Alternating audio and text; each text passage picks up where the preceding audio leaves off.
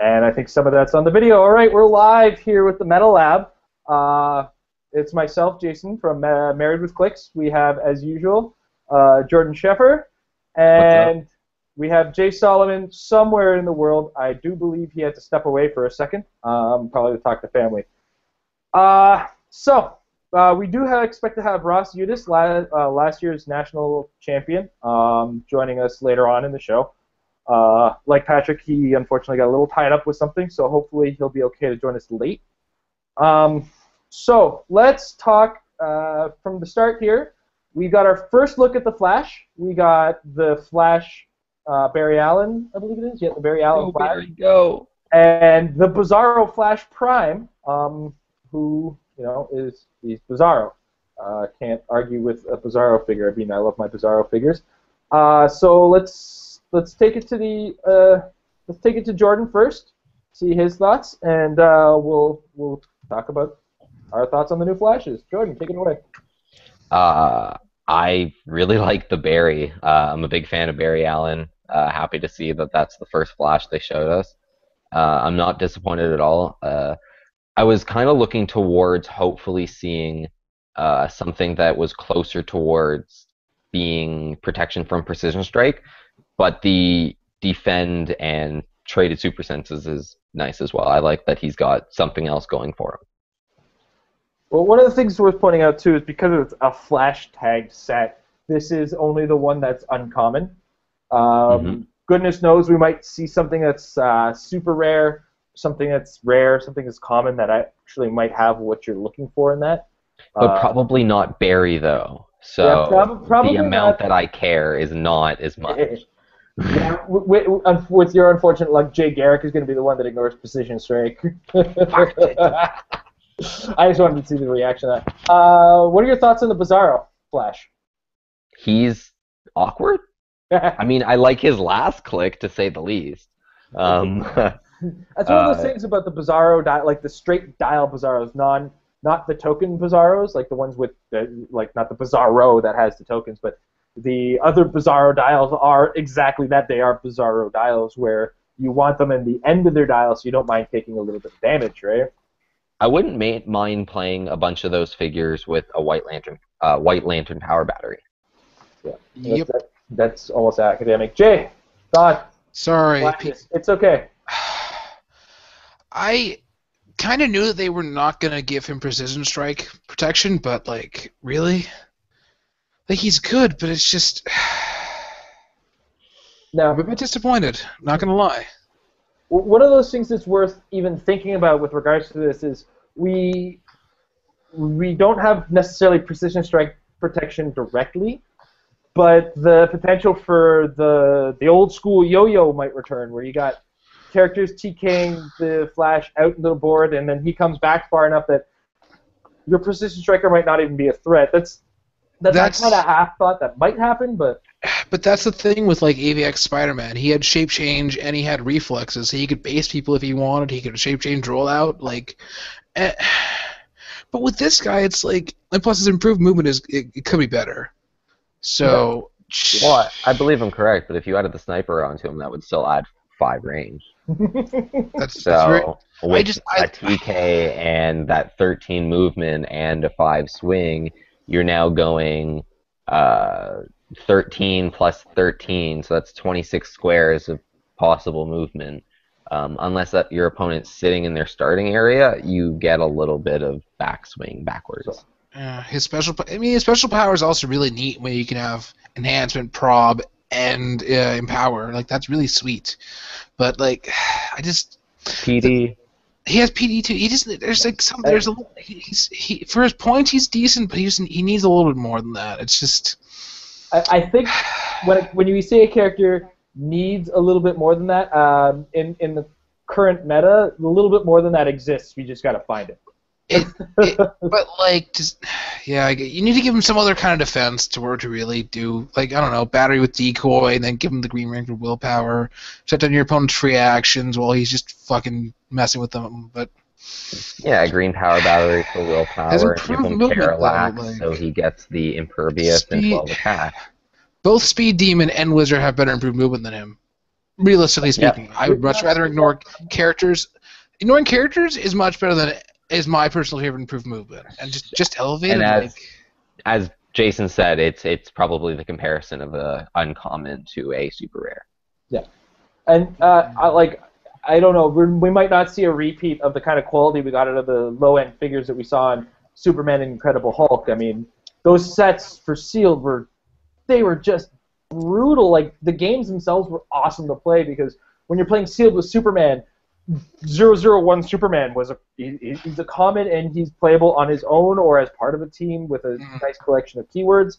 Or, you know, just most of the commons and uncommons in that set we're tough figures that were tent pullable on their own. So I think we're kind of getting back into the area, which is a very dangerous area for WizKids to mess around with. Is we might see some more power creep towards the rarer stuff. Which, like I'm going to say again, is a very dangerous game for them to play, because then you start talking about, well, people complaining about how the people who are competitive are the ones with the money. I don't want them to do that, but we might be seeing that trend return. I unfortunately feel like that's kind of always been the trend. I mean, super rares, like, generally better, are the better figures in the set. I mean, certain figures do certain things that you just won't see them as commons or uncommons, because, like, Proxima is a super rare because you couldn't have her as a rare or an uncommon or a common just walking around in sealed every game. Like, that'd be outrageous. I could see her as a rare when you got a character Maybe like a rare. Bullseye out there as a rare.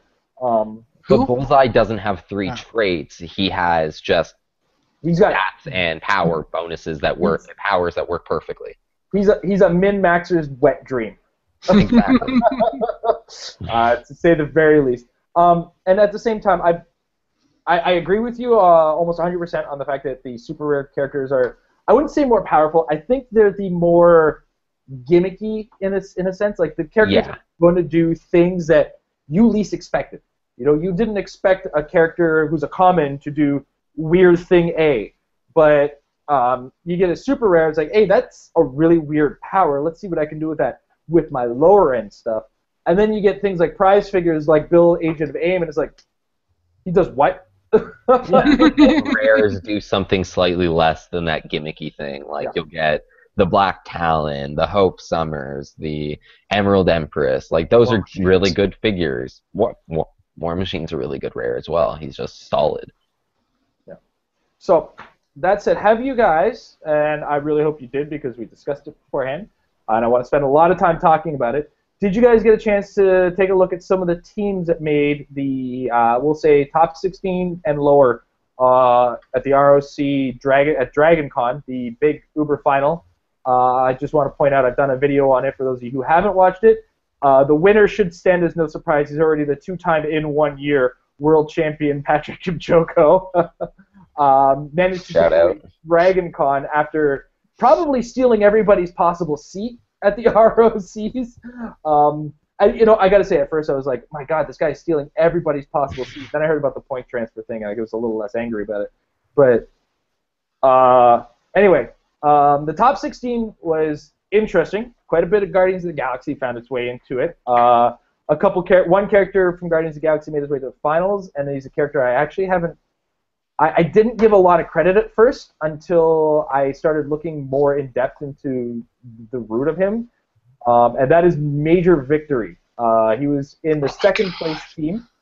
For those of you unfamiliar, he's like 95 points. He starts with Running Shot, 11 attack with Psychic Blast, 4 damage with Leadership, Perplex, and Telekinesis that he can use twice if he targets a Guardian of the Galaxy character. He's 95 points, but he's got a trait that could burn you. And that's Traded Toughness, where if he takes penetrating damage, the damage dealt to him can be increased up to 1 or 2.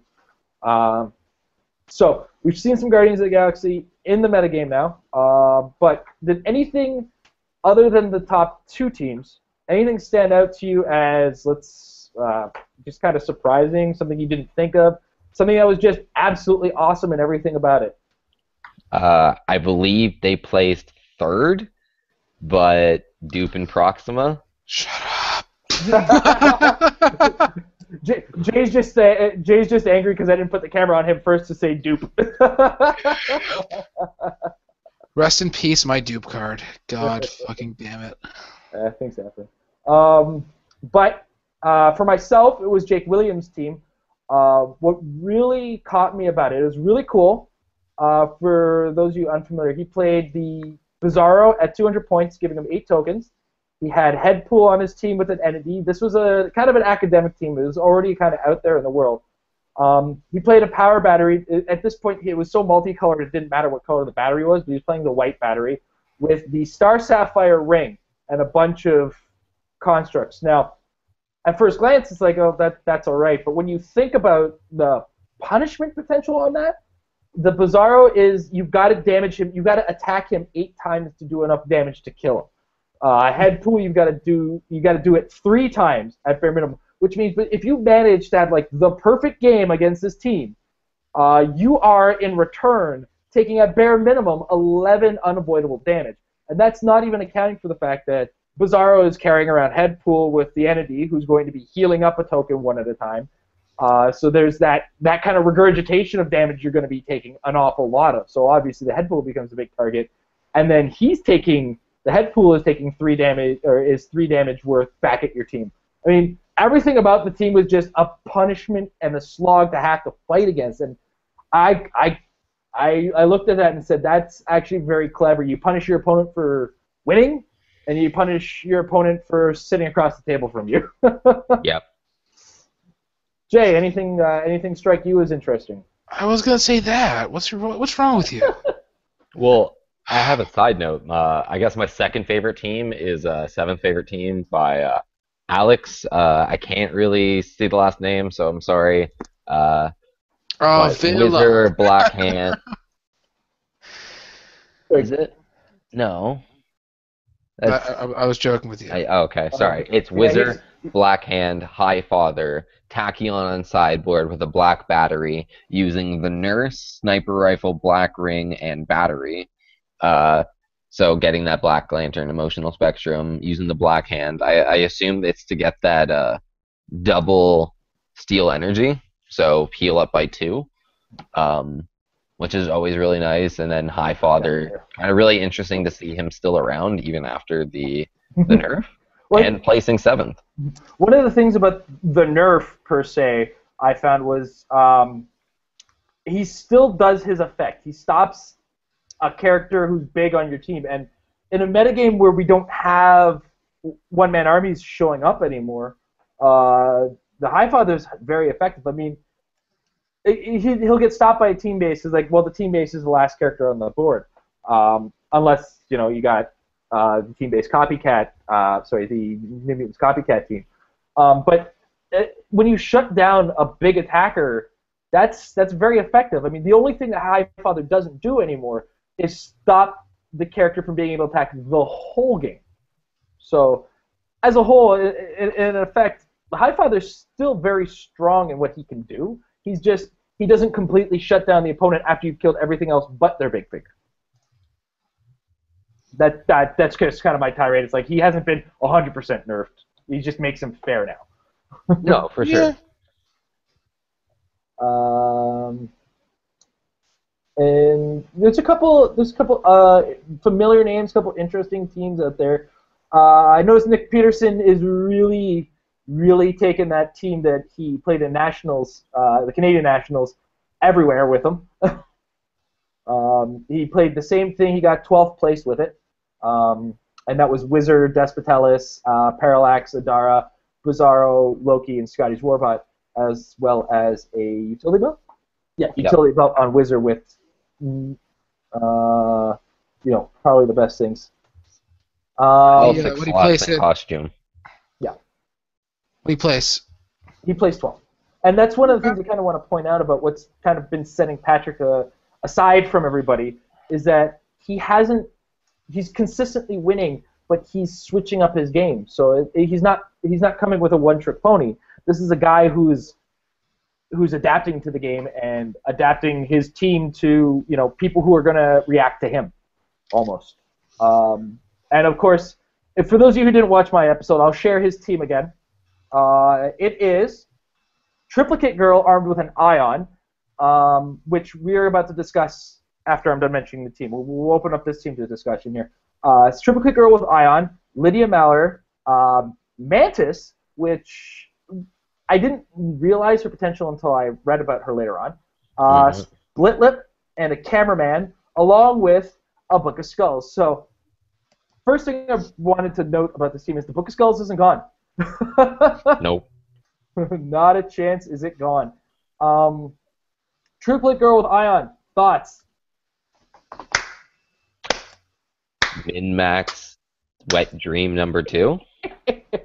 Absolutely. Actually, I think this is Wet Dream number 1. I mean, Bullseye is a min-max potential, whereas this is just taking the maximum possibility that Ion presents and says, here is everything you can possibly do with it 3 times over.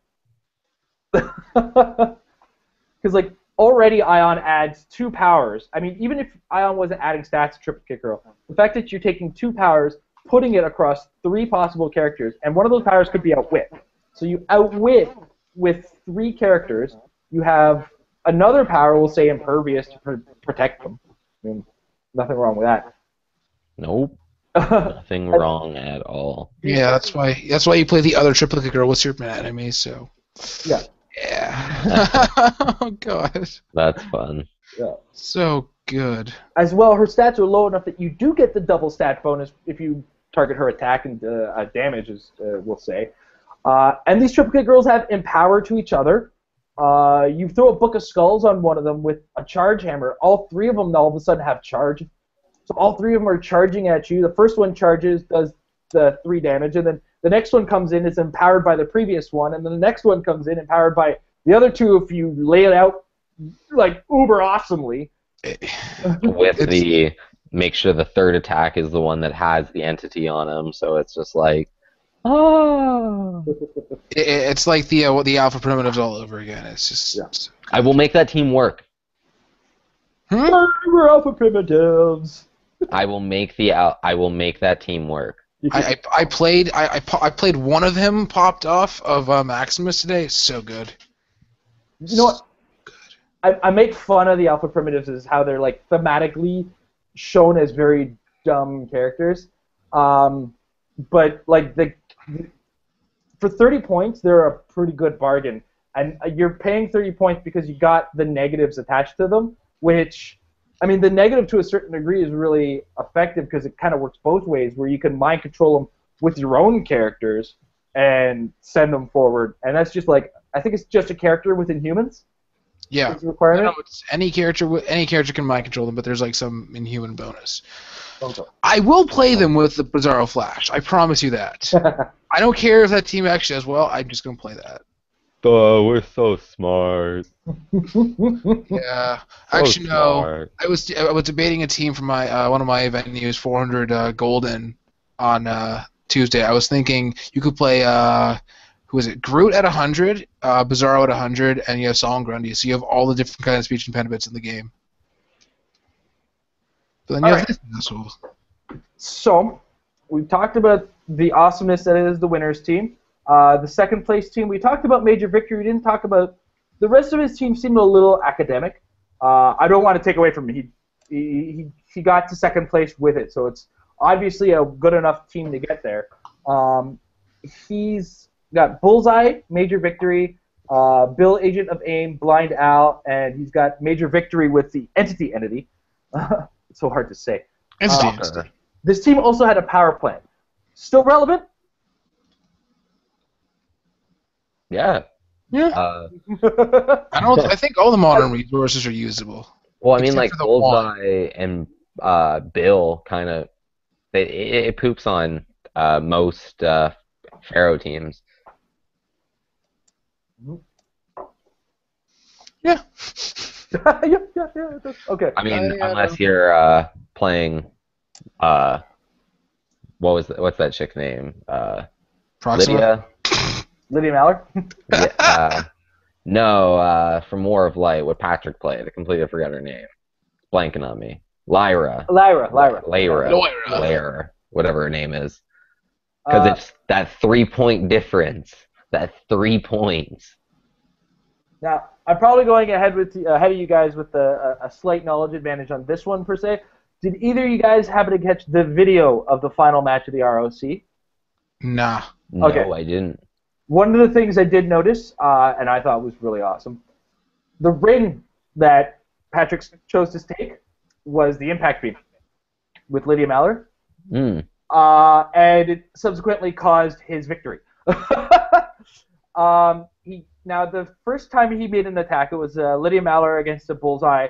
Bullseye starts with combat reflexes, so that's not really going to be a stopping point. And the Bullseye didn't have an entity attached to him, so there's a good chance that one of the three Triplicate Girls outwitted Bullseye's combat reflexes, or I don't know if he did it. I didn't see knockback happen. But basically, Lydia Maller came in with a heavy object, smashed Bullseye across the head, and then he dropped the hammer on the square that Lydia Maller was sitting in to finish off Bullseye. Yeah. Then he went on to start chasing down Major Victory. Of course, because he had the impact beam, he did knockback when he hit Major Victory, which also caused the extra damage on the knockback because Major Victory has nothing that's going to stop the knockback, and the game was academic at that point. Overall, it was one of those things where some of you guys were part of the video with Ryan. I know Jay was part of the video with Ryan Morgan, but we talked about this guy who had this very particularly nasty comments for Patrick and Joko style of play. We won't get into it, but we talked about how like different styles of play, it doesn't matter as long as you're winning. I mean, is ultimately the goal. But this time, I mean, Patrick completely reverted his style to a very hyper aggressive team, and same results, right? So I don't know. It's just it's one of those things where this game was 20 minutes, whereas his Worlds game was like an hour. So this is a guy who can adapt. This is a guy who's great. Nothing to take away from him. I am going to check see if Ross has made his way into the internet worlds. But let's start talking. You're welcome, Heroclix World. Let's start talking about the ROC. It's pre-April format, which we have the option to play in Windsor, which is no entities, no resources, modern age. Have you guys been thinking about it? Have you guys been planning around it? And I know there's a couple of characters in that kind of, and Jay, you might be very familiar with one of them, but there's a few figures that all of a sudden either A, come back, or B, become very relevant in a gameplay where this is the format. So you guys, Am I familiar with? Let's start with the Shadow Lass. That's. Jeez, you gave away our secret, you son of a. Oh, whatever. Well, I mean, come on, another set, maybe two are going to come out before we get to go to the ROC in Windsor. Yeah, so something might actually supersede Shadow Lass by the time we get there. She's very. But her trade alone is. Things that I've been actually thinking about is trying to get a grasp on the idea of the meta we're actually going to play and what we may see. And the only thing I really think may come back, because people might kind of see it as that crutch kind of new meta need to be played a lot more now, is that Legion of Superheroes, Black Witch, White Witch, shut down free action scene. I mean, Black Witch becomes the new power battery for sure in regards to stopping free actions. Pretty cold. I can definitely see a resurgence of Brother Voodoos. Yeah. Oh God. That is going to be a pre-June, July meta Golden Age cut. So he can win Origins again. What's that? He might But I come feel back. like Flash Yo-Yo might, if that enters the meta at all, might also make Brother Voodoo too ineffective. Because if you can outswing Brother Voodoo, he starts to become less and less likely as a viable option. And he was very viable in the time where his swing was one of the best. That was like really just coming out of the gate without a TK or something like that. Based on I don't know. Hopefully the flashes we get in the future, in the flash that are better. But so far it's possible. I want a Buckethead Flash. Let's go 20 hypersonic. Jay Garrick. Oh, I remember him very well. God. Lousy brown powers. I hope we get introduce people into the JSA power or object or something, so I can play Solomon Grundy and Jay Garrett together. And hopefully they start actually naming people like their names, like they did in War Light, which is kind of nice. That you have Kyle Rayner instead of just Green Lantern. Yeah, it will be nice. Well, it was kind of specific. If they named all of them Green Lantern, I would have walked all the way to WizKid's headquarters and punched somebody. Maybe somebody not even related to the company. I would have just been like, "Hey, New Jersey, fuck you!" Ah, my fist. Another one that's not going to disappear, especially with this, is probably going to be Iron Pharaoh. I don't see him going anywhere. Well, the pit crews we have are just amazing now, so he's good no matter what. But it might actually help Phantom X because now you're not going to be getting any benefit from killing EVA. No turning any dials or anything. Well, that's kind of the problem you're going to run into is Eva is she's a bystander. That's a tactic. Oh, these ROCs pre-April are no tactics. Yeah. So really? Phantom X is pretty much out of the running altogether. Crap. And the token doesn't, which is so weird. Well, the Falcon. Here's the thing: the Falcon is special terrain, which is where things get weird because special terrain isn't necessarily a tactic, whereas bystanders are specifically listed under tactics. So characters that get completely ripped out of this format are characters like Alyosha Craven. I mean, points. He's so good. The Lion is, I consider, a portion of his points. And until I realized that, I kind of was like, crap. Well, that goes most of those team ideas because I want the Lion. Yeah. And dude, the Lion operating the bat signal will be so good. Can you have special objects? No tactics. Nope. Special objects or tactics. So just characters. Or entities. Just characters and regular objects. No, not even the entities. They're specific. No, I meant no entities as well. Yeah. And nothing. So just characters. Cool. Yeah. And nothing bigger than a peanut base as well. Is there anything bigger than a peanut base that's meta? Well, no Shuma or... Shuma's out with Molman. Team bases in a no resource meta. But anyway, Shuma and team bases won't be aspects to this. Is kind of the important part. But I don't know. I mean, I've been thinking about some things. I've been looking at some characters in different lights. Characters that provide barrier themselves are starting to look really good because we don't have things like power batteries to hand out barriers or barriers as free actions. Characters like Jinx. Jinx is a very good pit crew. Yeah. Pit crews come back in general because resources are currently the pit crew. So all of a sudden, I can definitely see a lot of teams with multiple Blind Owls and Weasels. Yep. Because I actually see two teams that I don't think we completely mentioned that play really well without resources as well in a 300-point kind of meta in my mind are Jake Williams' team with the Headpool Bizarro because, I mean, even without Mystics, that's going to be hard to take down. Yep. Well, I mean, and it's just a matter of finding that thing that can do the extra healing, and all of a sudden you've got that team's a problem. Yep. I don't think the Headpool so much, mostly because a good portion of that team also functioned on that whole Mystics idea, the whole idea of dealing damage, punishing you for being across the board from you. That's one of those things is like what's on these characters becomes what these characters are. So there's no tweaking past it. So it comes a choice of what am I going to put on the board that's going to 100% universally be awesome against every other character that's on the board. Of course, Iron Pharaoh becomes more powerful to a degree, but Bullseye and Bill are both characters, therefore are very usable in this format as well. It's one of those things I've been mulling over, like all the different possible potentials, and there's a lot of potentials, and there's a lot of things that become stronger, but also subsequently other things that become weaker because they don't have tools that they use. I mean, we have till March for our, unless I can get off my butt and get a lot of my paperwork done and get a chance to go to one of the American ones. that are closer to the border. Dude, get your freaking passport. What's wrong with you? Just weird things called responsibilities. 3 of them came out of Amber. They last for 10 years now. I'm on it. No, my you would only have. That's the next thing, I swear. But anyway, that said, beyond my not being an adult yet and not leaving this country very often,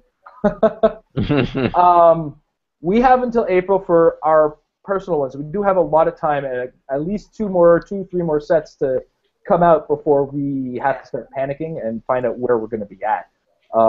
We have the Flash coming up. God knows how often the CSA might end up being game-breaking. They might bring back their team ability of all things. Oh my God, that's a great team ability. Yeah, I mean, imagine the potential with that team ability with something like, I don't know, Bill? I use probability control. Bill, take an action for it. Dude, blind out. Oh my God. Bill. We need her to do one more thing. Bill. Bill Nye, the science guy. Now that we're off on a tangent, bringing it back in. So Shadowlass is obviously an option that becomes better and playable, and a character like, we'll say, let's go specifically to Iron Pharaoh. Because now can't throw Iron Fire, and I've lost my headphone, so I'm talking, can't hear anybody who might be trying to interrupt me. I mean, one of Iron Pharaoh's friends is going to be Weasel. Weasel for sure. I mean, enhancement +1 attack, and I mean the range is moot point with Iron Pharaoh, but. And pseudo prob if you only miss by 1. Yep, there's that too. I mean, God knows how many times I've said, "Oh, I missed by 1. Hey, I get to re-roll that again." One thing I might want to point out though is the Rocket Raccoon Super Rare from the Guardians of the Galaxy becomes a potential nightmare in this kind of format where you're re-rolling imperviouses and super senses and shape changes where you finally get those bloody rolls. I don't know if any of you guys had a chance to pilot that Rocket Raccoon. I tried them in my first game with Guardians of the Galaxy stuff, and that was like Rocket Raccoon, Doctor Doom, and Regalian, I think, because I played 45 points. But I played that Rocket quite enough. I misplayed him a bit when I was actually having him in the front, but just him taking pot shots and rerolling the imperviouses and all that stuff and just being your prob or just combo him with Constantine so you have 2 probs, your opponent has none. He's fantastic. I wanted to play him on a Constantine team of people who all have a pseudo prob but not prob. Ancient one. That's pretty much it, I think. I think I came up with somebody else, I believe. Well, there's Weasel, but yeah, pretty much. Yeah. Just all the pseudo prob, man. So good. Oh, and and then I would totally add Hope Summers to it so you can have a backup in case they want to outwit your John's power. So super no prob. Anything in I stumbling on my own bloody words here. I don't think a lot of the War of Light stuff gets uber playable in this format. No. The ones that create their own constructs, they're not even relevant. The ones that do like a lot of I thought constructs weren't tactics. I don't know how they're gonna play that one. I don't think constructs are okay if they come from the character. I don't know. They might very well be if they're coming from the character because they're not relics, they're not hardcore tactics as far as the book of the rule is. I'm going to double check the rules with regards to that to be absolutely sure while we're here. Well, we don't know all the participation prizes, so it could be, who knows how good Simon Baz is going to be, or Kyle. It could be the only Green Lantern that really that makes uses guns. Like, who knows? He could be crazy. Well, okay. I have to say, John Stewart, he's 151 points, but he's 10 range, ignores hindering, has range combat expert as a range combat action with running shot at a 10 movement. So he's effective 15 range that can fire range combat expert shot with an 11 attack. Modify the attack and damages you need is you could pain in the butt. Use him at 95, where he's basically the same thing, but for 95 points instead. What do you guys think about Weapon or Bill in a blue recruit talking about War of Light stuff? It beat my character with a utility belt on it too. I mean, but that kind of made the whole difference. So that utility belt was there. Who knows? Yeah, because one of the things about that team is the second you throw some stealth on, it's not 100% stopped by the stealth. I mean, I'm overlooking the fact that the blue recruit comes with perplex and telekinesis. So I mean, and you can use charge as a full range action with the weaponer. So from there, the player playing against that team is really stuck on map choice. Map choice becomes a major issue for that team because you can really shut down that weaponer if you can take something like, say, I know the ROCs, they're really strict about not using any of the orange rules, which makes no sense to me, because some orange rules are actually pretty important to some maps. But like, I think you said Drowned Wakanda is a very weak map for a weaponer to be playing on, especially if you have a stealth. That's exactly what happened to me at a tournament, and then the dude was like, "Well, I'm fucked." I'm like, "Yes, you are, sir." Yeah. Yeah, and also like I don't know if it's going to be in this format, but if they're not playing with the orange rules, the Pacific Ocean just you're stopped. Yeah, no, for sure. Yeah.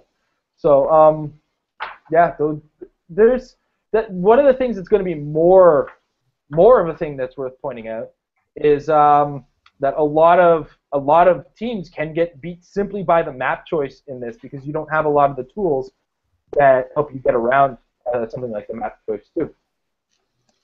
Yeah, but you don't have like the little tweaks that make certain characters playable in the meta. Yeah, it kind of gets rid of that.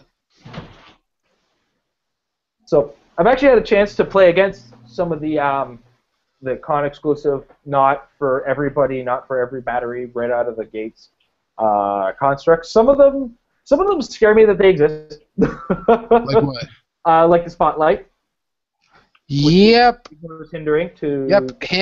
I was gonna put that on Proxima and play with Banshee, and then yeah. Mm-hmm. Yeah. Crazy shit. Yeah. All right. So Ross, I'm gonna start getting Ross on if you guys want to go for me for a couple seconds here. Any other thoughts in regards to this? The no tactics meta. The no bystanders thing makes some characters that I really love not work, like no Yosha, no Jonah Hex. No, it's so adapt to the times, Jay. Come on, get with it. I like my bystanders, man. I'm old-fashioned. I'm playing Lamp on a tournament this week. You know what? I like winning. So adapt. There's just so much yet to come out. I don't know. I'm just afraid to strategize because I'm gonna be like, oh, my team totally loses something that comes out right after. So I don't know. Maybe Mantis. Maybe Mantis and Groot. I could definitely see Mantis being a factor with that, kind of like Black Talon, where getting the extra free actions is going to be one of those keys. But of course, when you come across a White Witch, that ruins that strategy. So what becomes playable with White Witch when your opponent can't be using very many free actions? Is Mystical going to come back? Oh boy. Very possibly. Iron Pharaoh and White Witch. That's already some crazy stuff, and you just shut down a lot of stuff. Yep. There's more than enough mystical pit crews, so. Yeah, there are definitely. Mystical's probably one of the ones with the biggest selection of pit crews. Is Mercy from the Thunderbolt starter or Fast Forces, is she mystical or is she just Thunderbolt? We'll go to that convenience store this week. Who? Well, actually, no, I think she's just Thunderbolt. No, yeah, she doesn't have she has mystical, but she doesn't have the team ability now. That's probably for the better. All right, ladies and gentlemen, he's joined us a little late in the show. We have Ross Yudis, former national champion from 2013, the man who piloted Ghost Rider all over everybody's face. The best person who piloted Ghost Rider all over. Ross, thank you for joining us on the show. Thank you for having me. Hey, anytime, buddy. So we've talked about a few things already. I want to kind of get your take on them with you joining us now. Have you had a chance to take a look at the recent Flash previews? I have not. I've only seen. Actually, I saw the Flash and the Bizarro Flash. Just those two. Oh, that's all that's been shown. So you're good. You're on par with us. Yeah. Anything catch you as awesome, great, lame? I liked the Flash, like the actual Flash. I'm not too big a fan of the Bizarro Flash. I just don't like. I don't like that he starts with, I think, sidestep, and he starts with that attack power that I don't think that attack power really even makes a difference until he gets charged or something. Yeah. Very, very, pretty much a common consensus across the board, with the exception of most of the team here is a little sad that Precision Strike still very much stops him in his tracks. Now, did you get a chance to catch any of the Dragon Con games? And were you there? Any of the Dragon Con? Yeah, the teams that were played at Dragon Con, any of the games that were filmed. Did you get a chance to go to Dragon Con? No, I did not. It's pretty much like a 12-hour drive, so I kind of only do those for Origins and Gen Con, not really Dragon Con until the first place prize is like, until it's 5K, like I'm not really going to waste like the gas and stuff to go out all the way to Atlanta. So, but I saw some teams, and I thought some of the teams were good, but some of the teams were kind of like not so good. So. Well, without naming names, anything strike you as not as good? Specifically, like, let's go with combinations of characters, things that were like kind of stood out as really. Well, one of the teams was definitely that stood out was apparently someone played Silver Centurion with a couple entities on him, like multiple entities. That's what I was told, but I'm not quite sure why, but I'm sure there has to be some reason, maybe. I think it was one of those. I was talking before the show with Jay and Jordan. I feel like it was one of those guys that I kind of ran into when I used to play Versus System competitively, is those guys that think they have a good idea of how a specific thing works, and then they get to the tournament too little too late, realize, oh, it doesn't work that way. There might have been one of those situations, what I feel. Now, you were at Gen Con this year, right? Yes. And at Origins? Yeah. Okay. So what was the experience like there?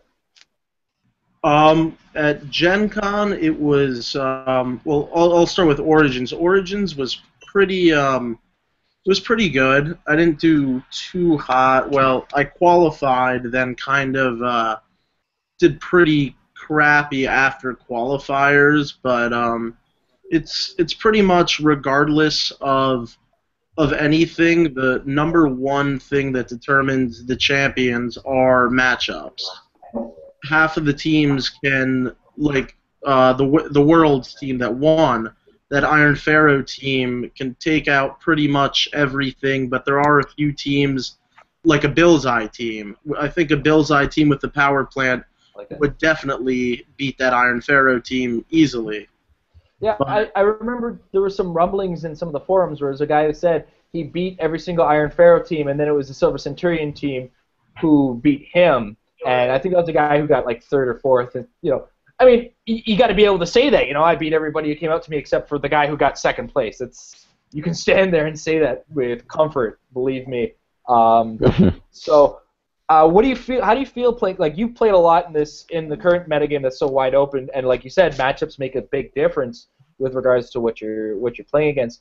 Are you comfortable on that? Is it a level of discomfort? Do you prefer like a little bit more homogenized, or? Well, for the meta in general, I think that this year's meta is in a much better place than it was last year, just because of the fact that, there was two teams. There was Ghost Rider, or I'll say there was Heroes for Hire teams, then there was Justice League team base. It was all about, the turn 3. Like, you get the Alpha Strike, which determines, whoever hits first pretty much wins, because no one really plays support these days, or especially not last year at least. So this year's meta, though, it's better, but there's so much, like the entities, there's a lot of resources with all these new sets coming out.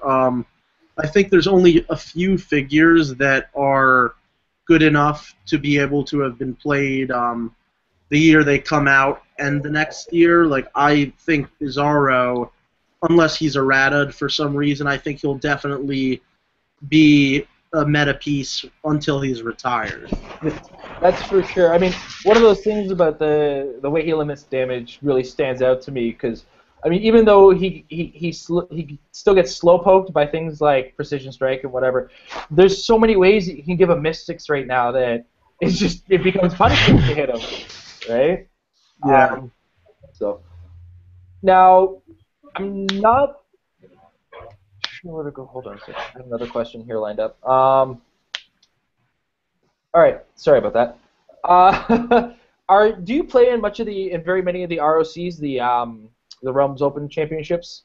No, there was only one in Philly. I was judging that, but I haven't played in a single ROC. Okay. Now, do you think I've kind of spouted it, and it's my opinion. Do you think one of the parts of the Patrick Joko's consistent success right now is his ability to get out to all these tournaments, play an awful lot? Is the amount of high quality play that he's getting one of the keys to his consistency? I don't think that him going to all these rocks really made much a difference. I think that Patrick is just a good enough player with the right team and with decent dice rolls. He can beat almost any other team and almost any other player. I don't think that the more ROCs you play, the better you get. Maybe you're in the meta environment to some extent. I don't really like the ROCs because of there's so much, I don't want to say newbie stuff, but like it seems like about 25% of the players play meta stuff and 75% of the players play good stuff that isn't necessarily meta or even competitive. So I think Patrick's a great player, and that's why he won, just because he's a great player. Okay. So. Cool. All right. Now we've been talking about the ROC's no tactics format to death. We have an ROC coming up locally in like March, I think. We kind of get limited on the tournaments with regards to that.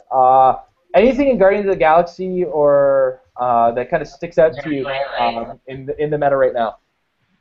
Yeah, definitely. When I was on Ryan's show, we were talking about the Guardian set as well, and I think the best figure in that set, in regards to the meta, is the Captain Marvel Prime. I think he's the rookie. Yeah, the rookie Captain Marvel Prime. I think he's by far the most meta-worthy figure in that entire set. Totally agree. Yeah, he's just he's awesome. His attack power can basically, he almost single-handedly can beat a Bizarro team just with that attack power alone. But any character that's adjacent to him that has energy shield or combat reflexes is getting a 21 defense off the bat from either closer range. So he's almost like a better version of Despotellus, because him alone can, do a lot of damage. And I think a good team would be Captain Marvel paired with like the Bullseye team. Instead of doing double Bullseye, you do the same team but do Bullseye Captain Marvel. Because now Bullseye has the 21 up close. You give them the power battery, give Bullseye the shield. Now he has a 21 from range, 21 from up close. Mm-hmm. So, there's a lot you can do, and I think that his attack power works with energy explosion, so even characters taking splash damage can't make attacks next turn. So a Pharaoh team, you hit Pharaoh, you can still move that Falcon, but that next turn is just either try to heal Pharaoh. There's nothing really you can do. You just gotta wait the turn till I go, and I'm probably gonna hit you again with Captain Marvel. So, he's definitely my favorite. I haven't really looked at a lot of the other stuff in terms of meta, but definitely Captain Marvel. Now, this one is kind of a question I like asking people who created their own characters, and you're the first one on the show that have actually gotten a chance to ask this. It's not necessarily a character in this case, but it's your ATA, the Utopia. It's out there. What was the design process like with that? Like talking to the guys at WizKids, was there a lot of back and forth? Was it easy to do? Were they convenient, if you will, with it?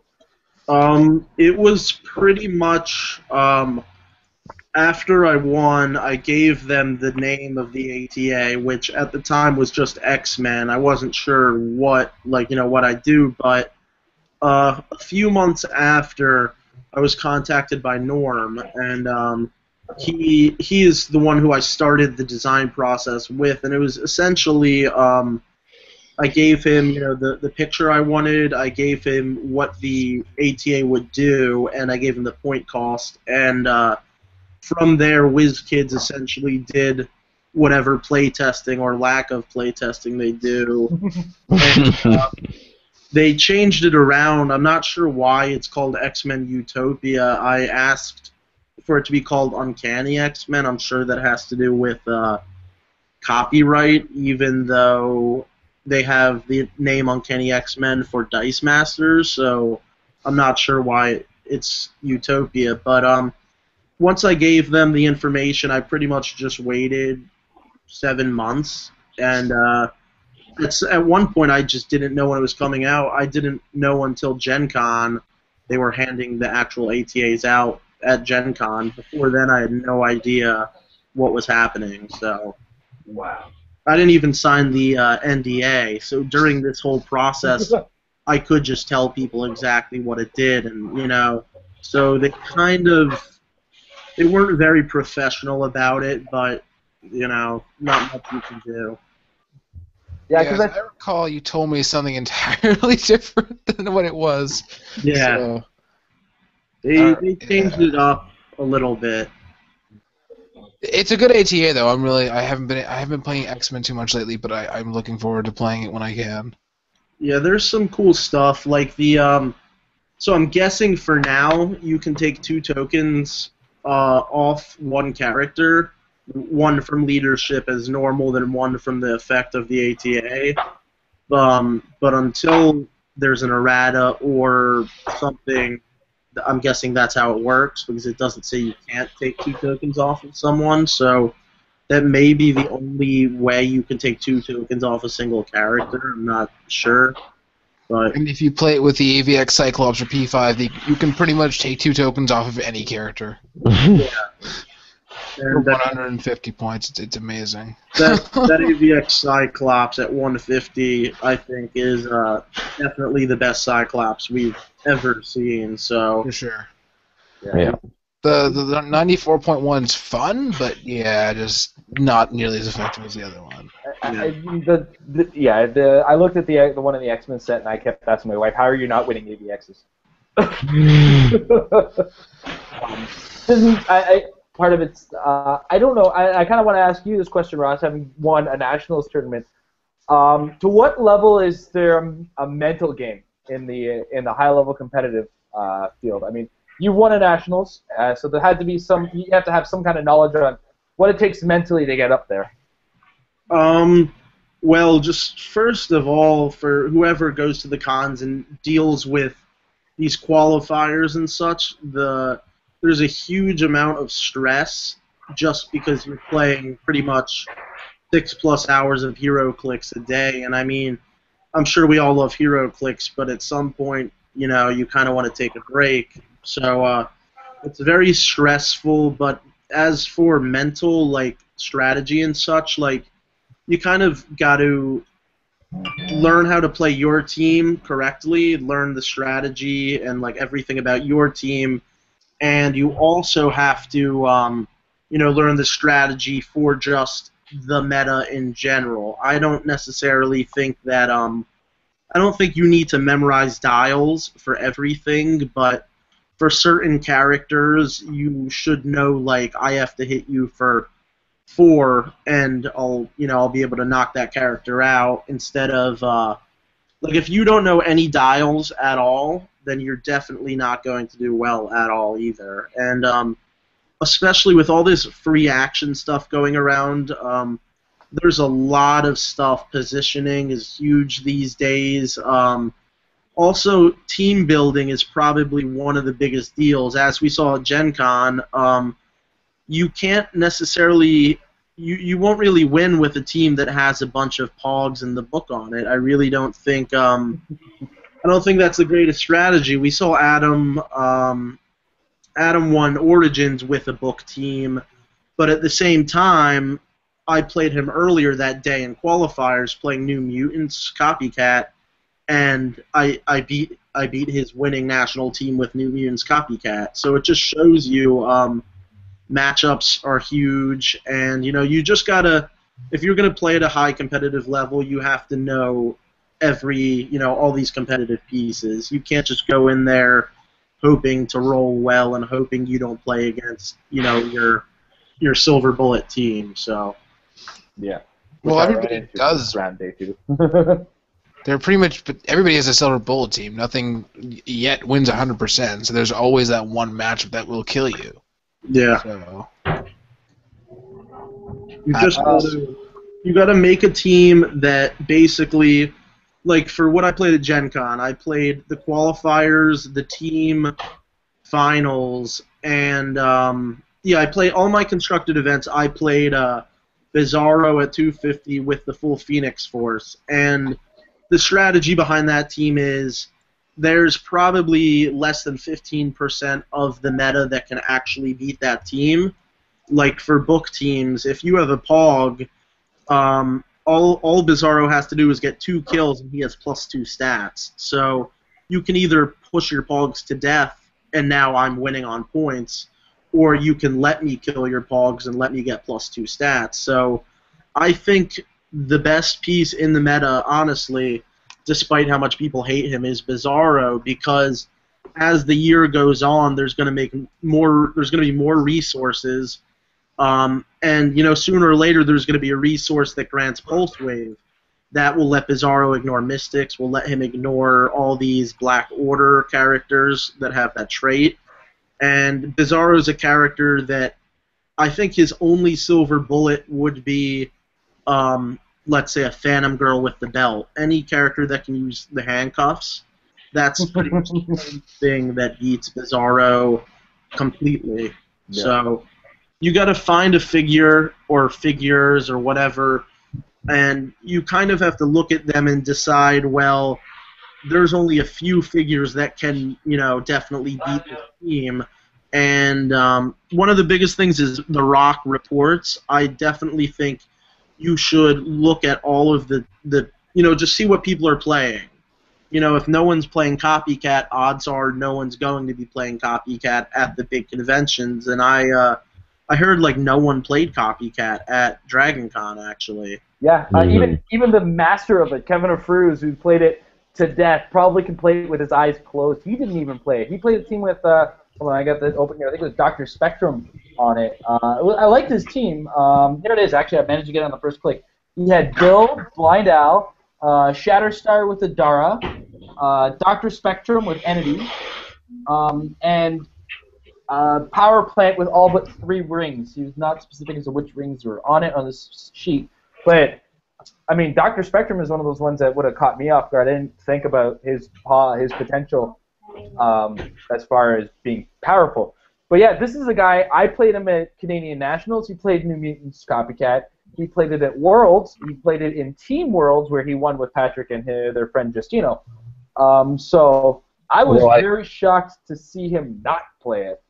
Well, I feel like New Mutants Copycat, it's I guess #1 reason for being in the meta at its current point was the Copycat disruption.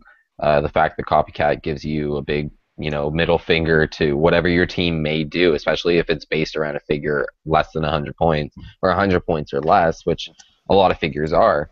But we have the nurse now. It's a 10-point thing you can add to the most used resource to nerf this team. Yeah. And, you know, even the Book of Skulls came with a tool for it. When I played in Canadian Nationals, I was ready for Copycat, where, you know, you could take whatever you wanted from my team. Angrier's Hammer was coming down on that character, and when I was ready and done with your Copycat, even though none of my characters were high enough to be interesting to Copycat, when I was done with Copycat, she was yours again, and I was going to go kill her. It didn't happen that way, unfortunately, but it was a really close game that I had with Kevin, as a matter of fact. He very intelligently didn't take any of my figures, which kind of that disrupted me. I was like, I was ready for him to take something, and he didn't take anything. I was like, you're supposed to take something. But yeah, I see also, because there's so many teams that are built now specifically to say, hey, you know what, Copycat can't touch anything of mine. Whatever, right? Exactly. Copycat is awesome. Like, with that team, I think that's still a valid meta team, and a lot of people seem to like putting the I guess a 10-point belt on Copycat.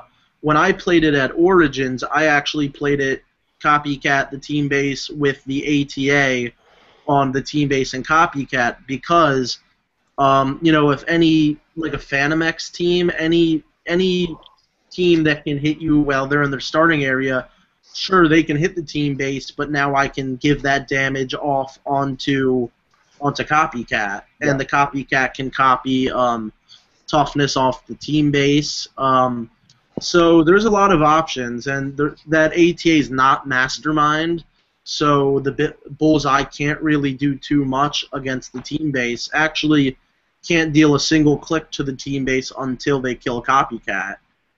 But at the same time, Belted Copycat is also really valid because the medkits, you know, the New Mutants team base loses about 75, almost 100 points of playability after taking one single click. When you look at that second click on New Mutants is not winning you any convention. So. But one of the things that I noticed a lot of the really good players with the New Mutants were doing was they were seeing what the opponent's team was and then building their second team, if you will, with, you know, in reaction to that. Like when Kevin played against me, he popped off Magic and Magma, which, with my team's lack of toughness on the characters themselves, was really painful to be taking poison damage so consistently. And I had to kill Magic, like, I think 3 or 4 times because of that popping off a character thing. So, I mean, if I was to turn around and look back on this year of Heroclix in any kind of way, shape, or form, this is the year of the player.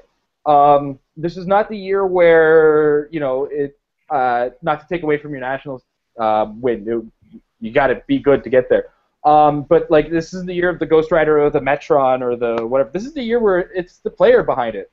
And, I mean, the really good players are starting to stand out. They're starting to show that.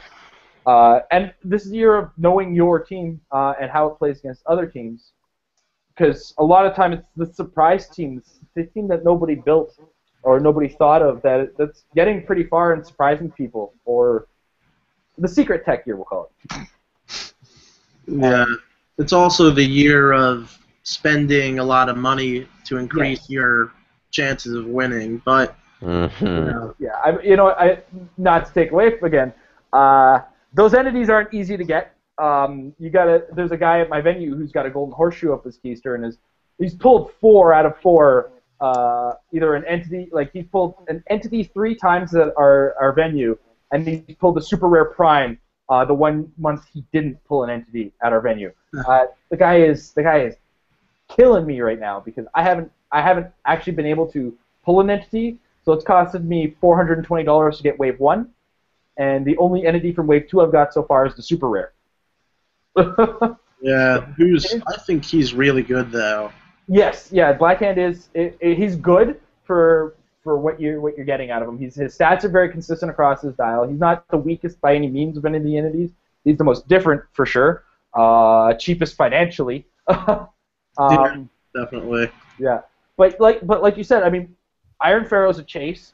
He tripled in price like 2-3 weeks before Gen Con. He went from like averaging $30 to $40 to all of a sudden he's $90. What? Yeah. Lara, who has played in the same team, is fetching upwards of like $40. The resources are the cheapest things on the board with regards to finances, and even then, some of the ones that are being played, like Jake Williams played a white power battery on his team at Dragon Con with a Star Sapphire on a Bizarro and Headpool, which we talked about earlier, was just punishing your opponent for being across from you. I mean, resource-wise, the power plant's expensive as shit. Yeah. Yeah, I think there's 3 really expensive rings that are like $25 on the secondary market right now, and I managed to get one of them for less than $25, and the other 2 I ended up having to pay, and I got lucky with the power plant itself that a friend happened to have one without a card, so all I had to do was print and play it, and like, but even then, it's just that resource cost me $50. Yep. And I gained money from that resource. I pulled 3 black lights. Yeah, I think the only ring I pulled 3 of has been the Mento Intensifier or the Vortex. Mentos! Such a good ring. I think I can get $5 a pop if I got Lucky. High. Once you pop, you can't stop, man. Like I think I need a high buyer to get $5 a pop from them.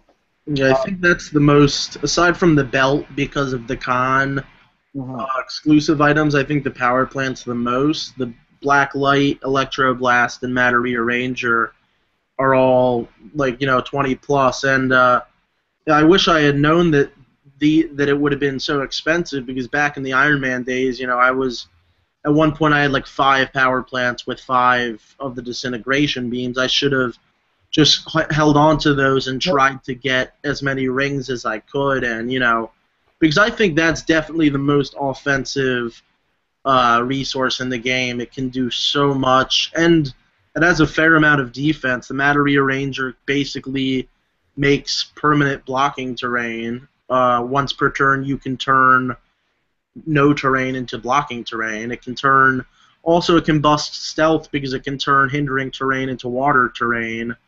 It can't heal. That's the only thing that sucks, but at Gen Con I played against a Bullseye team, and his first attack against my Bizarro was a crit hit, and he had the disintegration beam on, so right off the bat I lost my bad beef source. Yeah, that really sucked a lot. But you can't kill the Phoenix Force. That's bullshit. One of the things I actually kind of want to point out about that is Patrick pointed this out in his games against Adam Friedman. I said his name right this time. Is that he was re-rolling attacks that he'd normally be hitting, but he was like, nah, I'm going to re-roll that, see if I can get that 10 on the disintegration beam. Oh, yeah. And he'd re-roll into a miss. It was like, that is brave. That's nuts. If I got the hit, I'd be happy with the hit. I'd be like, okay, we're good. I could do that again if I have to. I mean, that's kind of the point of this game, is to get the damage down. Getting rid of your power plant is not my first concern. We're brave people, man. It just depends how high your attack is. If you have, let's say you have Phantom X, a piece that you give him Parallax, that makes him a 12 attack, Range Combat Expert makes him a 14 attack. Yeah. From there on after, with probs, it doesn't matter. Like, most likely with a 14 attack, the highest roll is a 6 to hit their Despotellus. Yeah. So why not, if you have 2 probs, when you need a 4, 5, or 6, and you roll a 7, it's worth probbing it, because if you miss, not a big deal, but if you prob into a 10 plus, you almost won the game. Like, most teams definitely relied chiefly on that resource, so that power plant is still definitely a valid meta resource. Yeah. Well, we have some questions coming in from the Facebook, and I don't know if we have anything on the YouTube. And Amber is playing Pokemon right now, so I'm not gonna have to find out myself now. But we have one specific question from one of our fans. They want to know thoughts on using Yondu versus instead of or in place of Bullseye and the Billseye, as you call it. No, sorry. I didn't want to say it so bluntly. I wouldn't put it like as a direct replacement, but I like Yondu. I think he might have a place. I mean, probably if I was to say something about it, I'd say probably better in sealed than in constructed. I don't think he's going to replace Bullseye, that's for sure. But I can definitely foresee him, being somebody's pain in your butt. Mm-hmm. Yeah, he's good. It's definitely good, but it's just, you can't play in a high-level competition with a piece that requires, it's like, what are you going to do, TK Yondu out, then do the power action? If he could do it with a range combat attack, or if he could do it with running shot during a range combat action, then yes, I think he would be worth doing, put Parallax on him. Now he is a Bullseye light, but just the fact that you have to take a power action, you have to carry him up, one turn, TK him out the next turn, you might as well just use Bullseye.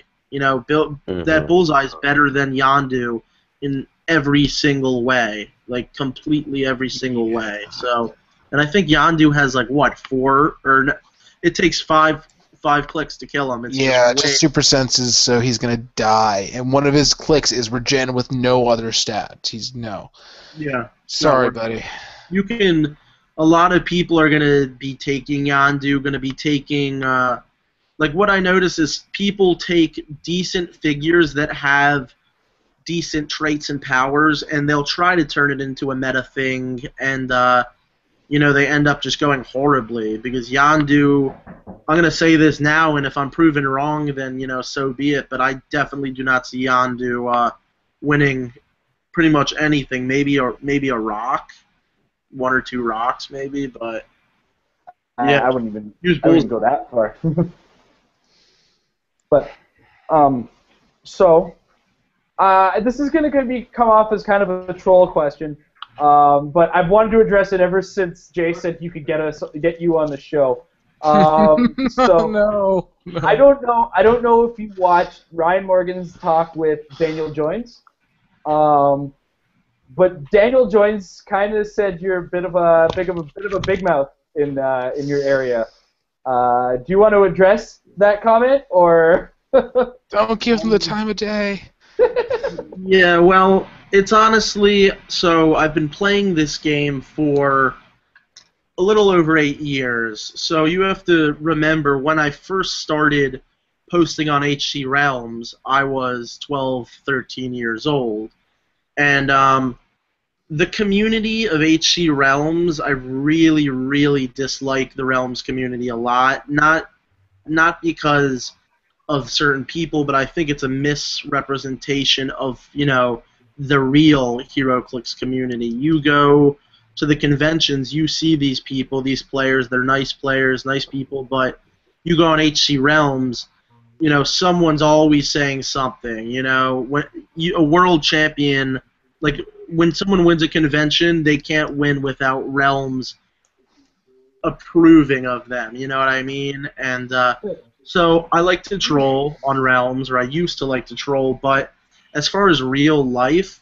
I'll shake anyone's hand. Like, I don't have any problems with anyone. Like, I don't act how I do on Realms in real life. It's mainly because, like, someone's got to be the heel champ. You know what I mean? Like, someone's got to do it. Like, why were all of these famous wrestlers, so famous? It's the persona they put on, and yes, I can talk big game then lose and just come back next year, and odds are if you're a good player with a good team, you're going to win eventually, so why not talk trash? Because when you do win, you can talk more trash, because they're going to be talking trash about you regardless. So, but no, I'm not like that in real life. And as far as Dan saying I'm the guy from Philly, whatever, Philly's got to have a champion that talks. That's, you can't be silent. I wanted to see if there's truth. There is truth in the smack talk from one end to the other, and I got the other end, so I just wanted to pseudo call him out too. I don't want to take away from him, but he's the champion of the broken meta. So, you know what? I eat flack for that all the time, but I don't want to take away from his. He's won. He's made it. He did very well in as a two-time world champ on 2 separate years. So you can't take that away from him. But he does have that stigma of winning in the year of the Ghost Rider and winning in the year of the Metron. So I mean, if it was me, I'd be like I feel. Again, I don't want to come off as smack talking because I've accomplished jack shit. I was 18th in Canadian Nationals. Come on now. Oh my God! Don't you? Right. So. Canada, eh? And I mean like that. I only got 18. Oh, I only know it's 18th because I think in the round 1 of the single elimination of the 32, it's just I happened to score some points versus other people who didn't. So it's hardly any kind of a mark, and it's easy to be a watcher as opposed to the guy being watched. You know what I mean? Trust me, watchers make a mistake on a video of me and Amber playing a game, and everybody's instantly like an expert on the rules of the game. You didn't do this right. Like, okay, whatever, man. Like, we were there. We didn't have a judge hanging over our shoulder. It was the first time we played the figures. This is, we videotape our mistakes, unfortunately. But it's like you said, everybody is going to hate the champ, and it bled into the YouTube comments. Me, Ryan, and a couple other guys. Jake, I think, was part of the conversation too, where somebody made an absolutely nasty comment on Patrick's winning a game. It was just like, cut your face off was one of the comments and whatnot, and I was just it's one of the reasons, like you said, man, I don't like the HC Realms community. It doesn't reflect on this game at all. We all sit across from the table from each other. We're very polite to each other. We shake each other's hands. The friends among us, that's where you'll see the smack talk, and even then, like, even the most vicious smack talk is actually 2 buddies who will go out for beers afterwards and laugh about it, or me and my wife who swear at each other while we play. Slash rant.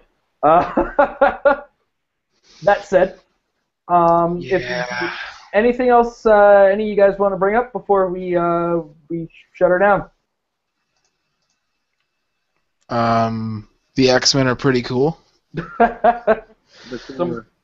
Somebody playing to our guests' fanboyisms. Well, when there's shared fanboyisms, it's pretty cool, Yeah, I mean, Hope Summers. I mean, if I could do my top 5 characters, it's probably like Jean, Cable, Hope Summers, the rest of the Summers, great family.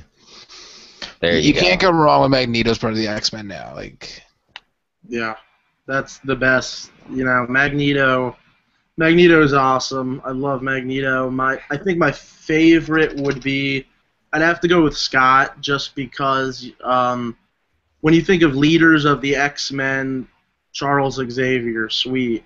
But when you have Scott Summers, who's actually, getting shit done. But he doesn't have Nito in his name. Nito. His name isn't Nito enough. All right. Well, it's coming up on 11 right now, and I'm going to have to cut us off now. I'd like to thank Jay, Jordan, and Ross. Thank you very much for joining us tonight. It's been a pleasure having you, and we'll see our fans next week, probably on a regular time, Sunday at 12 noon. We just want to throw out an extra shout-out to Carta Magica. Does a live Twitch stream of some games on Sunday nights, or Sunday afternoons, but around 2 p.m., I believe they start. So they'll be live streaming some games that they play in their shop. We'll put a link on our Facebook as well. And then we see you guys around next Sunday, hopefully next Sunday in the afternoon when we get back on our scheduled time. We'll see who our guest is by then. Thank you very much, and we're signing out.